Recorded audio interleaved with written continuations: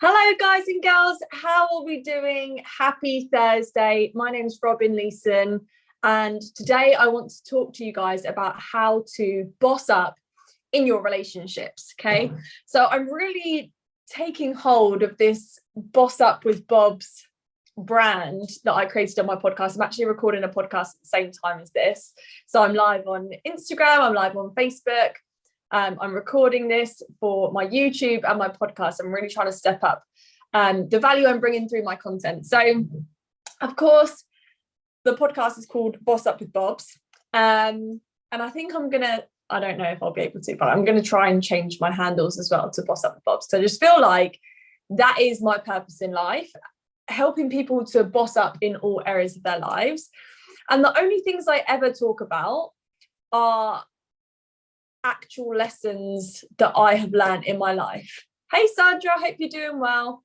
And so today I want to talk to you guys about 5 tips to help you boss up in your relationships. Now, you might not be in a romantic relationship right now, and if you aren't, that's fine. You could probably apply this to any relationship, any friendship, a working relationship, whatever it is. I am mostly going to be talking in terms of a romantic relationship because it's just a very current subject for me right now, because obviously Jack and I spent 2 weeks together in the US. Those of you that are new here, Jack is my partner. We've been together for 5 years, and it's been a strange time. So we spent 2 weeks together in the US, and then from Vegas I flew home and he flew to Miami for a week. And then today, so he flew to Miami on Saturday, and today and tomorrow he is at a mastermind in Miami with some of his online mentors, including, she's on stage right now, I think, Jessie Lee, who's our business mentor. So I'm incredibly jealous. He's already met her. She recognized him straight away, went up and said hello and stuff. So I'm very, very jealous, but also super excited for him, and super happy that he's getting to experience this. And just super grateful that I have chosen a partner that's committed to his growth, committed to becoming better, getting uncomfortable and getting into rooms like this. So the guy whose mastermind it is, he sold his business last year for like 110 million. So he's definitely a good mentor and a good person to be listening to. But it really made me think about our relationship, because people are very puzzled by the fact that I'm not in Miami too. And I had comments before he went as well, like that from other women, that they wouldn't be able to do that. They wouldn't be able to have him go to Miami on his own and them either not go or whatever, right? And I just was thinking about it, and I was like, why am I so okay with it? Because for me, it was a no-brainer. It was an incredible opportunity. In fact, I pushed him to go. I was like, you have to go there. Like, we're already in America the week before. Like, the date falls so perfectly. You have to be in that room, and you have to take loads of notes, and you have to come back and teach me everything you learn so that we can grow and move on together and reach that next level in business, in life, and all of these things. And so I've got my 5 tips here that I want to share with you guys that I believe have helped us to create a very strong, healthy relationship over the last 5 years. Now, disclaimer, I'm not saying that we are perfect. There's certainly been ups and downs like every relationship, but I have certainly been in unhealthy relationships before, and this is an extremely healthy relationship. And if you know us well, you'll know that that's the truth. So the first tip I want to talk about is the mask. And I feel like this is something I really struggled with in other relationships and when I was dating, but I've never struggled with it with Jack, which is a good sign. And that's the mask that you feel you have to have on to appeal to this person. So when I would go on dates and stuff, before I met Jack, I would kind of not even be aware of the fact that I was putting on this mask and just trying to be someone that I thought this person would like. And that only ever came down to my own insecurity. And by the way, the underlying theme of all of these points is ultimately, I don't believe that you can be in a happy, positive, healthy relationship with somebody else if you are not in a happy and positive relationship with yourself. your own relationship with yourself, how you feel about yourself, how you treat yourself, how you think about yourself, how you speak to yourself, if those aren't in a good place, your relationships will not be in a good place. Romantic, friendship, fill in the blank. So the most important thing really is 100% your relationship with yourself. So that is the number one rule. And I wasn't in a very good relationship with myself all those years ago when I was dating, before I met Jack. And so nothing would ever come of it, because I was putting on this mask of this person that I thought the person in front of me wanted me to be, in order for them to like me or to want to go on another date or whatever, which was just coming from a place of lack and insecurity on my part, which is why it never worked out. And of course, I'm grateful that it didn't work out. But by the time I met Jack, and I remember it so clearly, like we went on our first date and I had never, ever felt so comfortable. Like I wasn't trying to be anything else apart from myself. And my mindset was, if this goes well, great. If this doesn't, I'm absolutely okay and fine and happy on my own. And because of that, because I had no mask on, I was literally just being me, we got on like a house on fire, because he was in a similar sort of place. But again, if we had met a year or two prior, I know he was in a similar spot where he had a difficult relationship with himself, and maybe he would have had that mask on as well. So it never would have worked.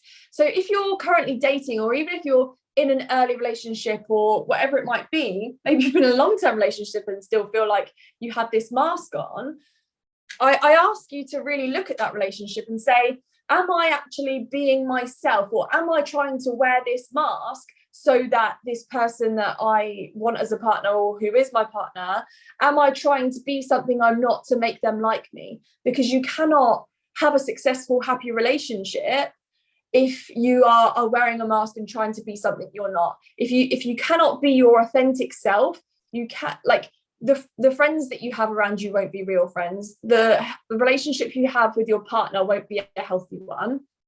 Sherelle is ringing me mid live, so sorry about that, guys. Sherelle, hopefully, oops, right back. Sorry about that. Sherelle was trying to ring me. Sherelle, if you're watching this, I will ring you back afterwards. Where was I? Yeah, the relationships around you won't be healthy ones, and they won't be real ones. So if you're wearing a mask, bad news. Number 2 is the growth gap. And this is a difficult one. And especially in my line of work, I see this one take its toll on a lot of relationships. And it is actually what was the final nail in the coffin of my previous long-term relationship, was the growth gap. So if 2 people are growing at the same rate, you're good. If one starts growing and the other doesn't, problem. If they're growing at different speeds, problem. So here's what I mean by that. Let's use the example of health. One person, and there's 2 ways it will go, right? One person in the relationship decides, I'm going to embark on this health journey. I don't want to feel like crap anymore. I'm fed up with treating my body like a rubbish bin. I want to start taking better care of myself. I want to get in shape. I want to have more energy. I want to be healthy. So this person starts increasing. They start growing and increasing in their frequency. And this person doesn't. And they look at their partner, and this partner's starting to get in shape. Their confidence is starting to go up. They're starting to get more energy. Maybe they start at a gym and start making new friends because they're putting themselves out there, and they're on this really positive upward cycle. Now, there's 3 things that can happen. This person stretches so far that this person is feeling too uncomfortable, too insecure, too left behind. And here's what happens. They either, imagine like there's an elastic band. I'm trying to look and see if I've got a hair. I'm not going to take my hairband out. But they either step up to meet them and then they carry on moving at the same pace, or they grab this one and pull them back down. This is one I see a lot, and it kills my soul because people listen to other people's opinions, they get taken off of a good thing.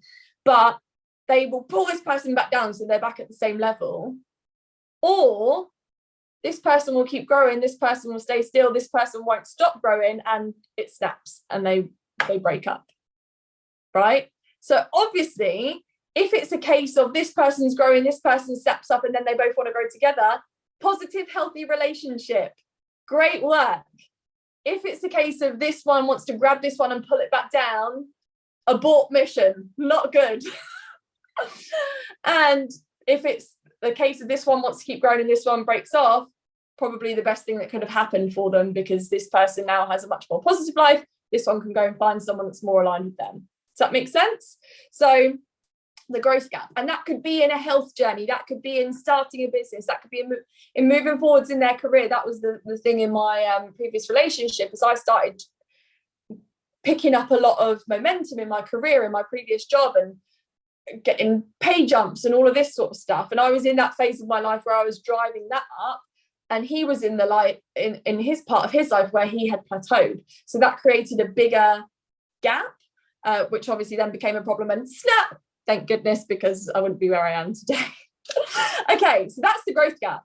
Number 3 is alignment. So this is something that Jack and I are very strong at, that I don't think a lot of other couples are, but it's something that we coach a lot of other couples within our team or our friends or whatever on, and it's having alignment. And what I mean by alignment is you don't have to both be going to the same end destination. Obviously, mine and Jack's relationship is very unique in that we are both in the exact same business. We're very aligned on pretty much everything, and we're moving towards pretty much the same destination. But it has to be alignment in this person wants to get to this destination, and this person is fully on board with helping to make that happen. And this person wants to get to this destination, and this person is fully on board with trying to make that happen. If you're listening to this on the podcast, by the way, I'm pointing with fingers and stuff, so hopefully this is all translating well over just audio, but you can go and watch it on my YouTube or my Instagram or my Facebook if you want to see where I'm pointing with my fingers. So being aligned with where each other are going. Whereas if this person wants to go to here and this person isn't on board with it, again, that's going to create problems.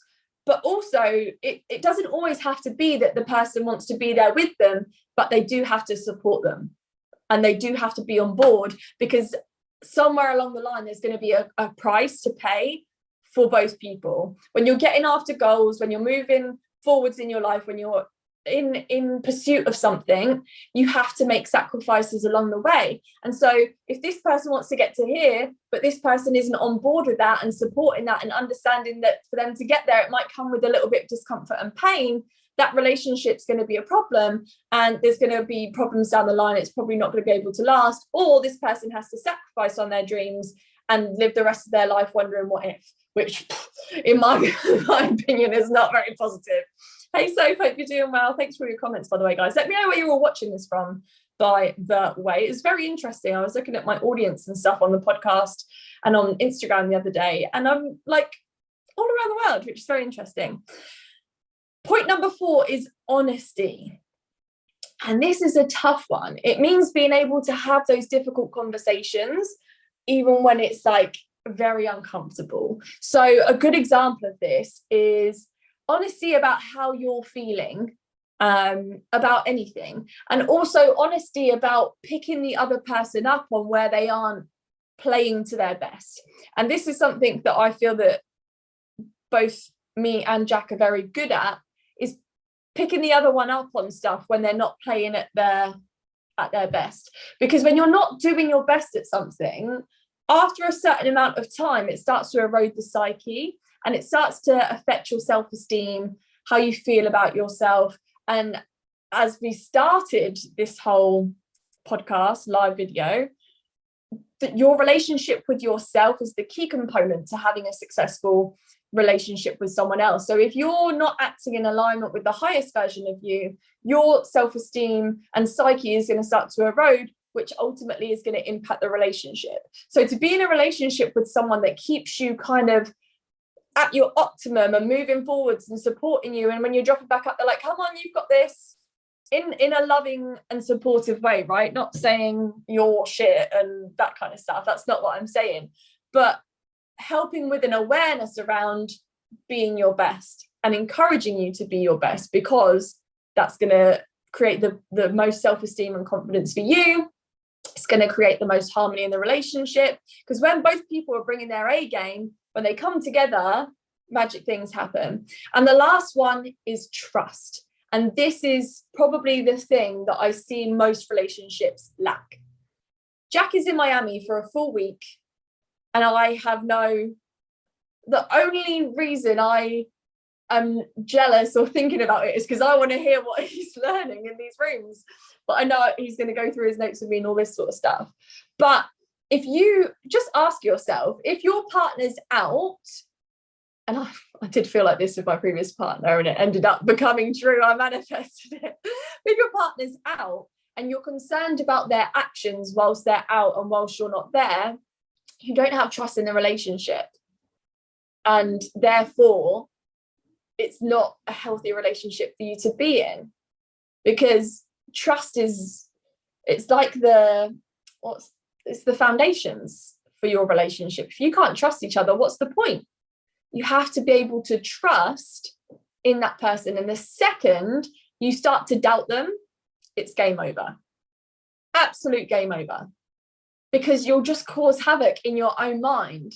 And even if there isn't a reason to not trust them, the problems you start to create in your own mind will cause problems later down the line. So trust, you have to be with someone that you fully 100% trust, which is why I think that when couples have like a problem of infidelity or something like that, for me, I mean, I've never got back with someone that's cheated on me, but for me, I just feel like it would just always niggle in the back of my mind. And some people may make that work, but for me personally, I have to have 100% trust with the person that I'm in a partnership with, because I don't ever want to have a piece of doubt in my mind and to ever wonder what's going on, because I just think it's just not good for your mental health. It's not good for your relationship. It's not good for your self-esteem. It's not good for any of it. So I hope you got value from this today, guys. If you did, drop a heart in the comments. Let me know what your biggest takeaway was, and take a screenshot of this on YouTube, Facebook, Instagram, or the podcast. Tag me in it on your stories, and let me know which one of these tips was your biggest takeaway. Enjoy the rest of your evening, guys, and I'll speak to you all soon.